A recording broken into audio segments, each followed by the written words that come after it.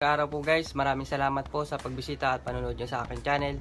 Sa mga bago pa lang po sa aking channel, ako po si Kadox at huwag nyo pong kalimutan na mag-subscribe sa aking channel. Ang aking pong video ngayon ay tungkol po sa paano kayo magkakaroon o masasagap ang E2C sa inyong TV Plus.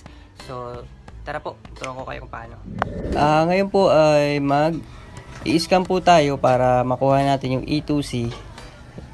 Kung saan andun po yung ilang piling palabas ng ABS-CBN. So, ang gagawin po natin, kunin nyo po yung inyong remote control. Pindutin nyo po yung menu. At pagkatapos, punta po kayo sa settings. Gamit yung right button. Puntahan nyo po yung settings. Tapos, okay nyo po. Pindutin nyo po sa gitna, okay. Pagkatapos, punta po kayo sa factory default. Gamit yung right button. Pagkatapos, click nyo yung down button ng inyong remote control. So, ganito po. Tapos, click nyo po yung okay sa inyong remote control. At pagkatapos lalabas po ito, please input password. Kung wala po kayong, yung lumang TV Plus nyo, wala pong password yun, pindutin nyo lang po yung exit. Exit lang ng exit hanggang lumabas yung press scan green button.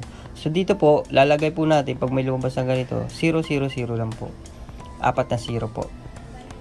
Pagkatapos, nailagay na natin yung ating password kasi yung po ang pinaka-password ng mga TV Plus. Pindutin nyo lang po yung left button para mapunta sa yes. Pagkatapos, okay nyo. Okay button po sa inyong remote ng TV Plus. O remote ng TV Plus nyo. So, ganyan po. Okay lang po. Pagkatapos, hintayin nyo lang po. Pagka ganito na po yung itsura nya, pindutin nyo po yung exit sa inyong remote.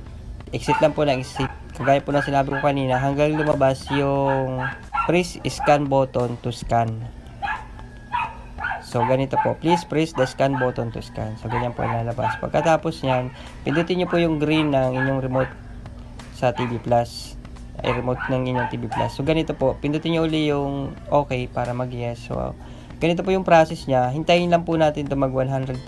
At kailangan po, makakuha po tayo ng 20 plus channel para makuha natin yung E2C. So, sa YouTube, nakapanood po ako ng nakuha niya 48 channel. Siguro, sa channel niya ay sa lugar niya o sa area niya o location niya, malakas po yung frequency ng E2C doon. So sa amin po kasi lying area po kami o ako, kaya siguro hindi ko po talaga masagap yung E2C. So ngayon po, subukan natin masagap.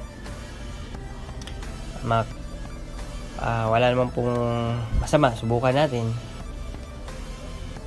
At ilalagay ko rin po yung mga lugar kung saan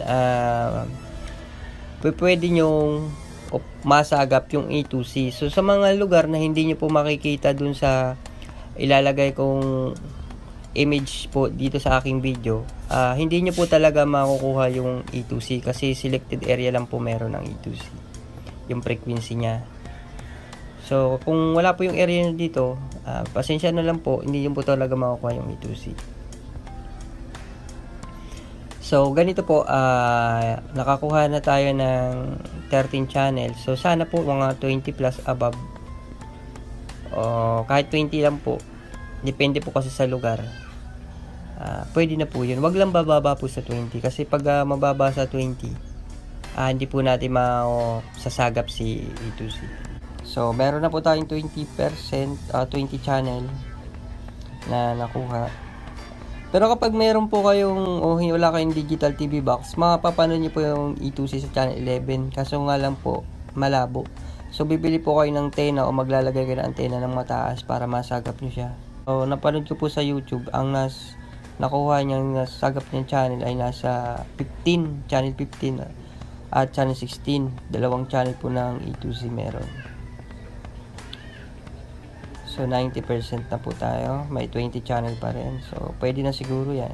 Lumabas na po yung okay niya. Pindutin niyo po yung okay sa remote control niya.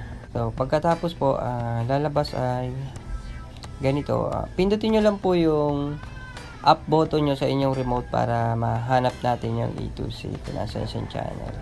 So karamihan po ng channel dito, channel lang 7 saka channel lang 5.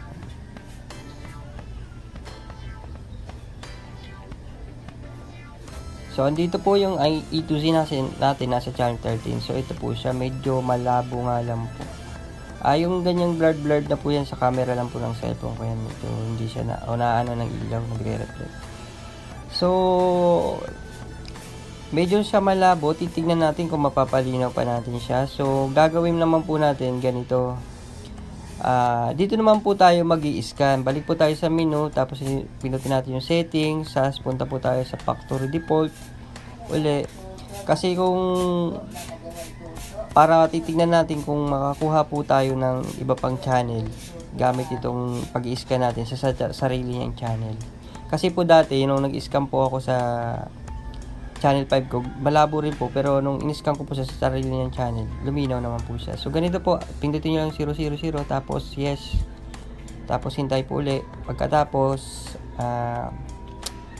pag lumabas po yung ganito, exit nyo, exit, tapos lalabas yung please scan the button. So okay nyo lang po yan, at hintay po ulit tayo kung ilang pong channel lang pwede niya makuha. So matagal po ang hintayan, so patient lang po tayo. So, pinutin nyo po yung OK button nyo. So, nakakuha po tayo sa pangalawang scan sa sarili niyang channel ng 27 channel. So, titignan po natin siya. Gamit po ang inyong remote ng TV Plus nyo. Pinutin nyo po yung up button po ulit dun sa inyong remote.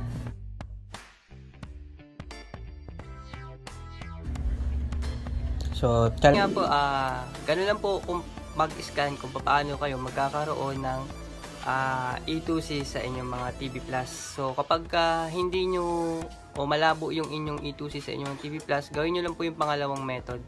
Doon kayo mag-scan sa inyong channel lang E2C kung malabo yung E2C nyo. At sa mga naka-flash po dyan na wala po sa lugar na yan yung inyong area, huwag nyo po kayong scan dahil hindi nyo po makukuha si E2C sa inyong mga TV Plus. So, yun lang po. Sana po makatulong itong video para makapanood uli kayo sa inyong paboritong palabas sa ABS-CBN. At kung may katanungan po kayo, suggestion, i-comment nyo lang po sa ibaba. At maraming salamat po uli sa inyong panonood. At huwag nyo po kalimutan na mag-subscribe, Kadox po. Maraming salamat po sa panonood.